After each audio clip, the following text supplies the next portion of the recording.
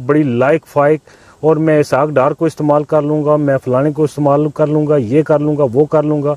उस वक्त उन्हें नहीं समझ आई कि अब पार्टनरशिप किसके साथ है, जरदारी साहब के साथ और मौलाना फजलुर रहमान साहब के साथ, और ये कुछ 14 जमातें हैं। भाई ये कल क्या खिचड़ी किस तरफ बनेगी, ये तो उस वक्त उन्हें नहीं समझ आई। सब ने कहा भी कि आप फंस जाएंगे, मुश्किल हो जाएगा आपके लिए। आज जब फंस चुके हैं तो तब उनको ये बात समझ आई है कि वाह जी वाह, जरदारी साहब तो मेरे साथ हाथ कर गए। अब ऐसा ही है कि जैसे वो कहते हैं ना कि आमले न स्वाद पिछू इशना, भाई यार आमला खाओ अगर तो उसी वक्त आपको टेस्ट उसका नहीं आएगा, थोड़ी देर के बाद महसूस होता है कि हाँ आपने कुछ खाया है।